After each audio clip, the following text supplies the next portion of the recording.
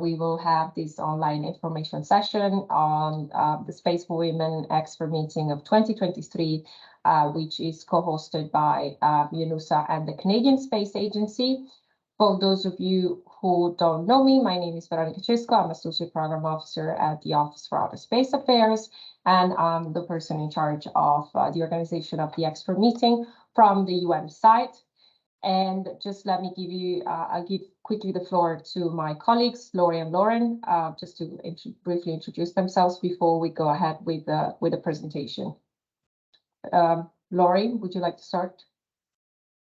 Yes, thank you very much, Veronica. So hi, everyone. I'm Laurie Saint-Ange. I'm the senior economist at the Canadian Space Agency, and I'm co-leading the Canadian side of the co-hosting on the project management side.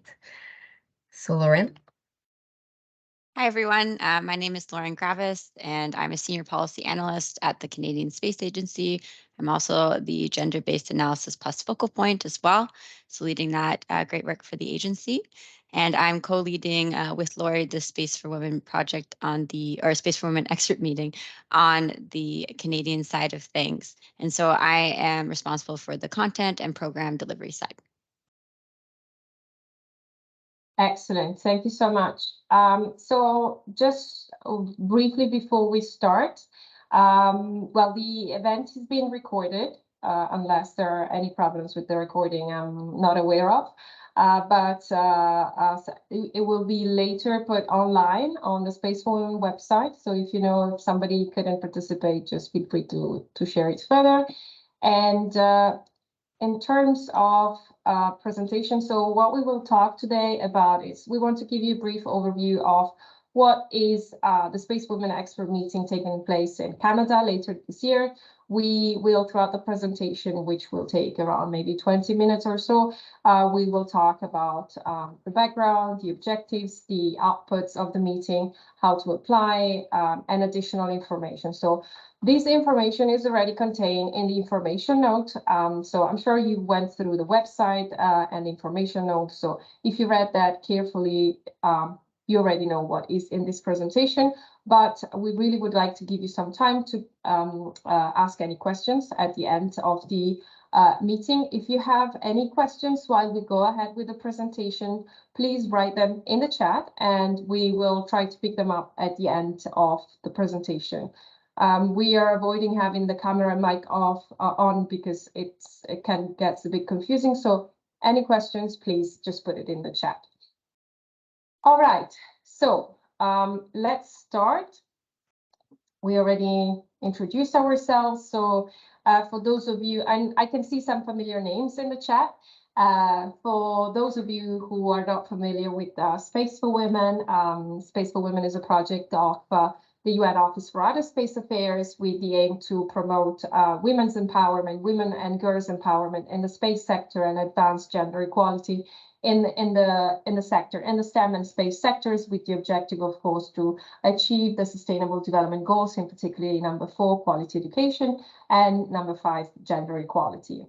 Part of the Space4Women project is the organization of experts meeting. So we have several elements of Space4Women. We have a mentorship, we have a portal, and an important part of our work is dedicated to these expert meetings. The first expert meeting was held in New York in 2017.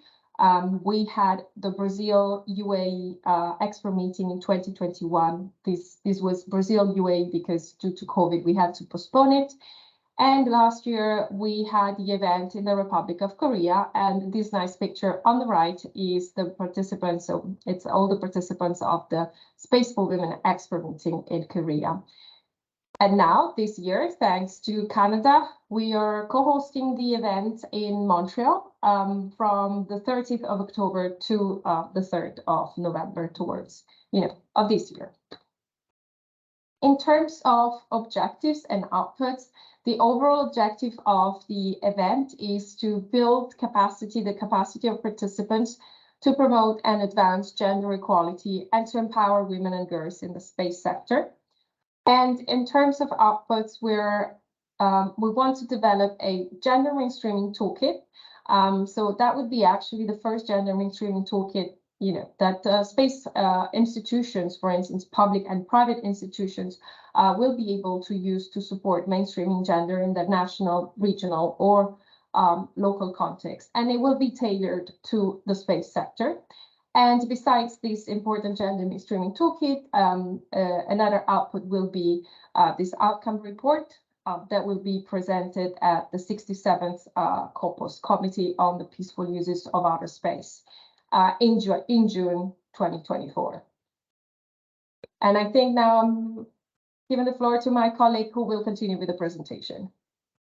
Lauren. Hi, everyone. Yeah, thank you, Veronica.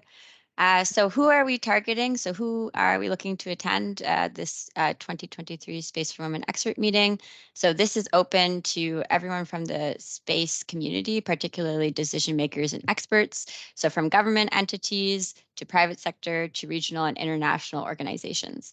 So we're looking to work on this collaboratively from all angles and at all levels. Next slide.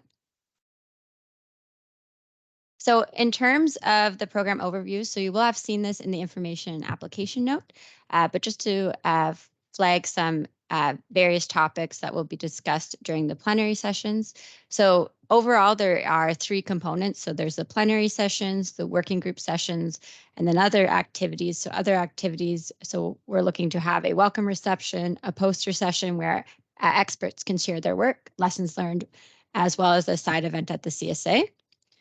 The plenary sessions there's various topics, but 3 key topics that I'd love to flag to you now is that we're looking to have a session on gender mainstreaming and space policy, strategy, technology, and exploration. So this is to share how gender mainstreaming is being advanced in your particular context and just to share that knowledge.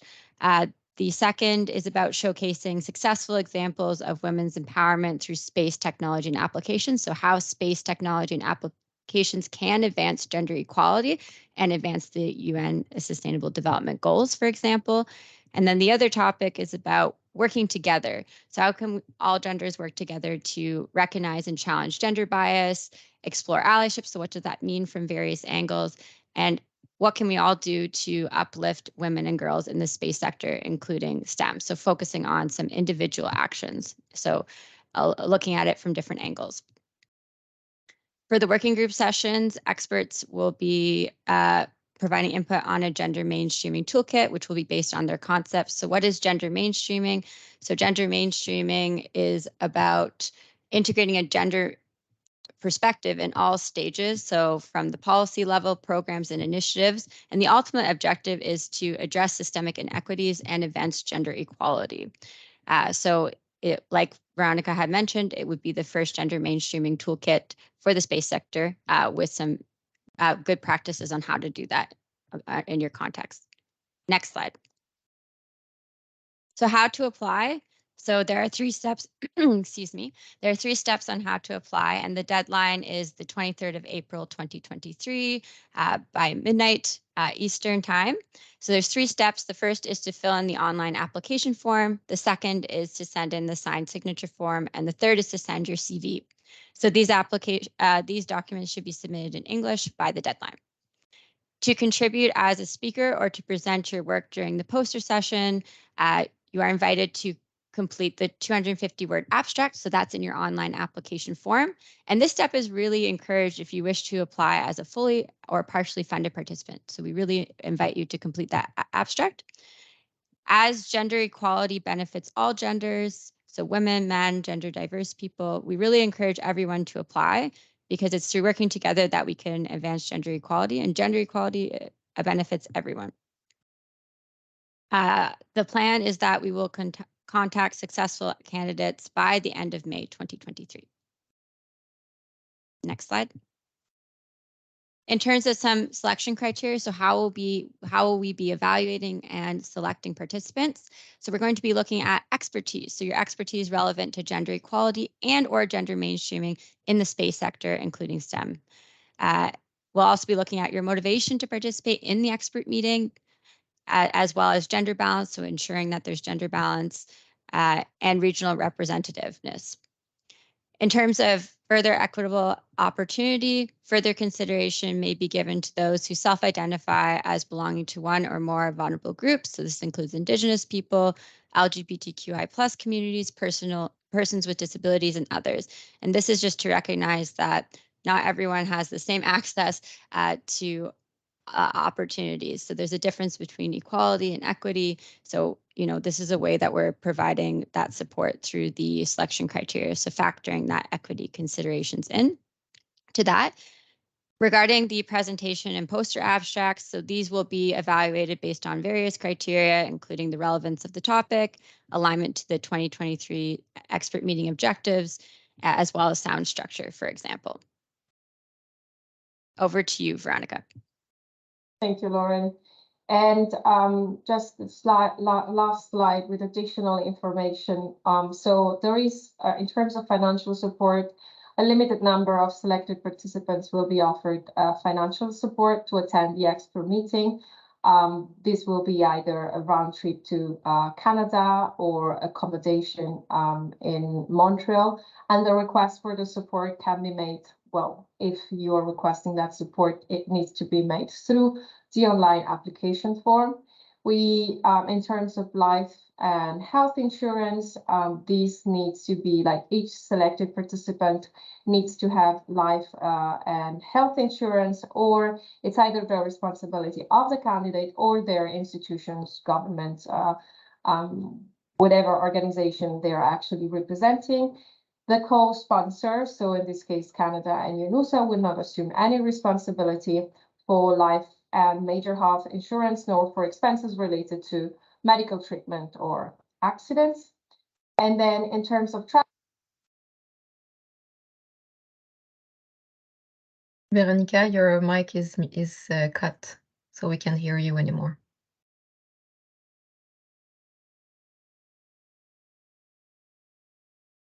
Nope, we can hear you. To your phone? Go ahead.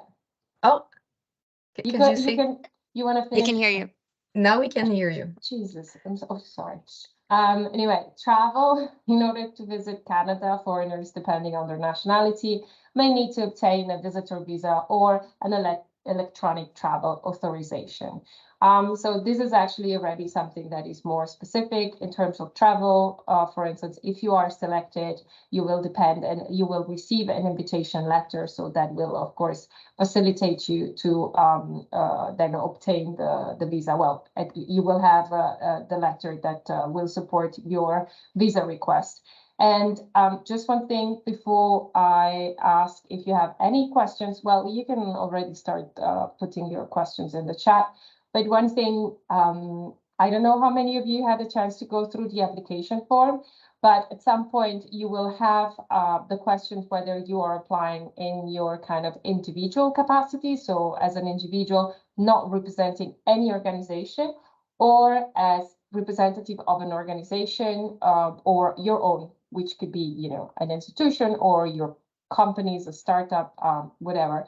And in both cases, you will have to send the signature form that Lauren was mentioning before. If you are applying on behalf of an institution, you will represent an institution or your own company, you will have to provide a signature of the head of your institution, or in this case, it can be yourself if you're the head of your own company. If you are applying in your individual capacity, so not representing any organizations, for instance, maybe you're a student, you're an independent consultant, then in this case, you will still have to send the signature form, but you will not need to have the signature of the head of the institution. With that, I conclude the presentation. I don't see any questions in the chat. So either we were very good at providing the information, or which I hope so. But I will actually give the floor, ask Lori or Lauren if they wish to add something. Nope, nothing to add on my side. Thank you, Lauren. Nothing to add on my side, but there's no questions too big or too small. So we're here to answer any questions you have. So there is a question, does it count in the selection criteria to come as a representative of an institution, self-employed or in our individual capacity? In reality, it doesn't. Of course, if you're a representative of an institution and you could potentially make a big difference changing things within your institution at institutional level, that would be great. But per se, we don't have like, there's not going to be, if you wish to apply as an individual, like in your individual capacity, you're not going to be considered less than a person who's a representative of an institution. Laurie, do you agree with this? Okay, excellent. Guidelines for proposed presentations, how long? So we don't have guidelines in terms of how long the presentation. So first of all, let me remind again that if you wish to speak or present your poster at this poster session, yes, you should send us an abstract, but also take into account that in the end, even if you are selected, we might not be able to give you the chance to speak at the event, merely because we will have a lot of applications and a lot of people and several participants. So, but in terms of guidelines, we don't necessarily have some. In terms of how long, I would say, if you are selected as a speaker, it will be probably around 10 minutes or so. For the guidelines, I don't know, Lauren, would you add something else to this? Yeah, I would say, and this is with respect to the abstract as well. So just making sure that it's aligned to that abstract. So there's some selection criteria as well to the presentation. Like I talked about it on, maybe go back to slide. Oh, it's slides 7. Yeah, so I would just take a look because on the application form, there's like different sessions that we have. For example, you could be a speaker for to present at. So I would take a look at those topics to guide you through. I think I see a question in the chat from Aisha, where to find the topics that we can submit abstract for. So those could be some particular topics that you may wish to provide an abstract on, but I would also take a look at the expert meeting objectives. So again, it's not limited to those topics, but it would be good to frame around these plenary sessions. I hope that's useful. Thank you, Lauren. So would you please send a print screen of the different fields that need to be filled in the application form? Everything is on our website, Space4Women. Let me just put in the chat the link. Here you find everything of all the steps.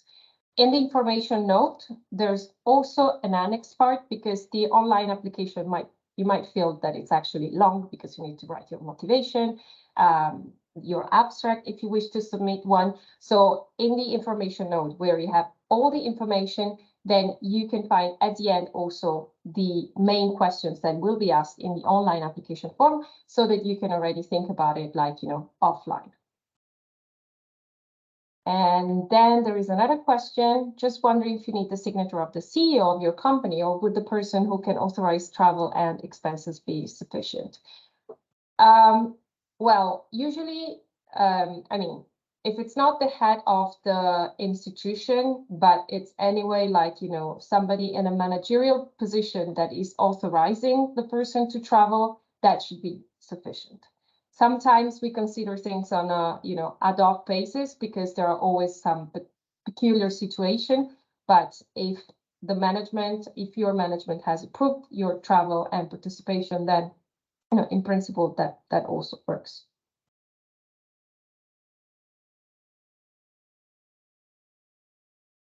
Well, don't see any questions. Thank you.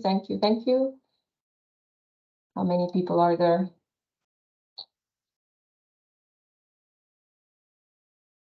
In the meantime, while we wait for other potential questions, Laurie, is there anything you'd like to add?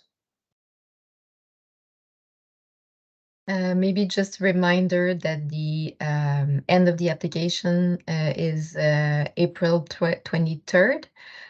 So please fill out the application form and also send into one single email, the signed signature form and your CV. And for the CV, it's 2 pages maximum. Yeah, thank you, Laurie. And I would really warmly appreciate if you could really follow like all the instructions, because we receive a lot of applications. So following up with emails, if people, don't send all the documents, it's going to be complicated. So really making sure you follow all the instructions for the application would be amazing for us. What is the format of the daily workshops? So, well, so far this is under discussion, but as my colleague Lauren was actually mentioning during, oh God, again, excuse me, but I have a problem with my computer. Where was it? Here. So here it is. We will have plenary sessions, working group sessions, and other activities. So ideally, the morning will start potentially with some keynote speeches, but again, this is preliminary. It's not been confirmed. And then we will have maybe a plenary session where we would have a few experts, potentially a few participants discussing a specific topic. So one, for instance, will be showcasing successful examples of women's empowerment through space technology. We will have a discussion around these, and then we will have a division in working groups. So this means that maybe in the afternoon, there will be a 2 hours session of the working group, of each working groups, probably 3-4 working groups, depending on the number of participants. And during that working group, there will be further discussion related to the development of the gender mainstreaming toolkit. So a bit more hands-on. So before I go to the next question, is one person going to lead the mainstreaming, or will there be breakout rooms? Yes, there will be breakout rooms, as I was mentioning. Has the committee considered adding a plus to the end of the meeting name to be inclusive of non-binary people and not only women? Well, as you can see, actually, we encourage applications from, different, we want to have as many perspectives as possible, and as indicated here in the criteria. I'm sorry, my computer is really not being friendly with me, but as mentioned here, as gender equality benefits all gender, we encourage everyone to apply. And we are also, in terms of selection criteria, we will give further consideration to those who self-identify as belonging to one or more vulnerable groups, and this is also includes LGBTQI plus people. I don't know if Lauren would like to add something to that. Yeah, so yeah, as Veronica had mentioned, we're wanting to be inclusive to people who of all genders, but then those who fall outside the binary as well. So so yeah, I believe that covers it. There is a question about adding older citizens, women to vulnerable groups. So we do have actually, like, on the application form, a option for others. So I would invite you to write those considerations in there. So then that will inform, further improvement to the project. But for now, we are resting within the UN vulnerable groups that are defined there. Can you still hear me? Yes. Okay, because it seems like my camera is frozen. Indeed, Lauren is absolutely right. We have, if you consider yourself as belonging to one vulnerable group that is not indicated in the selection criteria in the information note, please do specify that in the application note. Do you require a specific number of experience years in the space field? Though, no, we don't necessarily require, like, I don't know, X amount of years, 8 years of work experience in the space sector. We don't have that. Of course, if we have somebody who worked in the industry, in the space sector for a long time, then, we suppose that this person is going to be more expert than other. But we really want to have different perspectives. So even like, I would imagine that even younger people who still have an expertise, because this is important, can apply. So it's not specifically the number of years that truly counts, but your overall experience. Lauren, Lori, if you have something to add. Can the abstract include visuals, or is it text only? You're gonna upload this on the online information tool, on the online application, and I don't think it allows to submit visuals as well. So theoretically it's going to be on, and also we plan it to be only text. So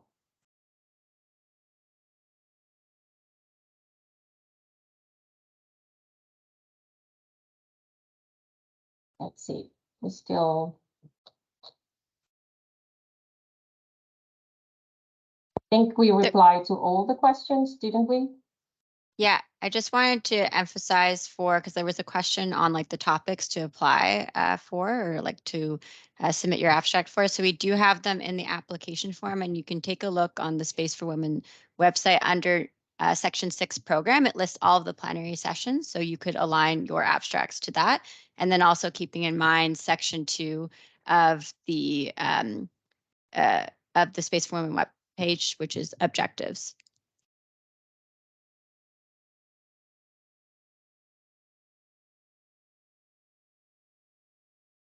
Veronica, I believe you're paused.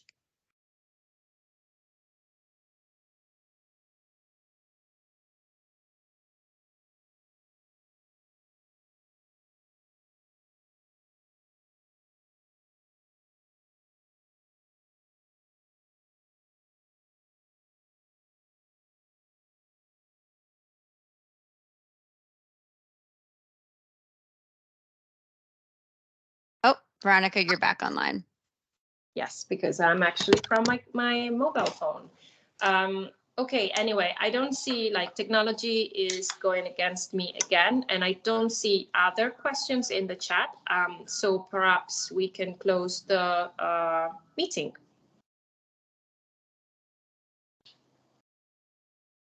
Sounds good. Then I would thank you very much to all the, I guess, prospective applicants who attended the meeting. And yeah, we're looking forward to receiving your application.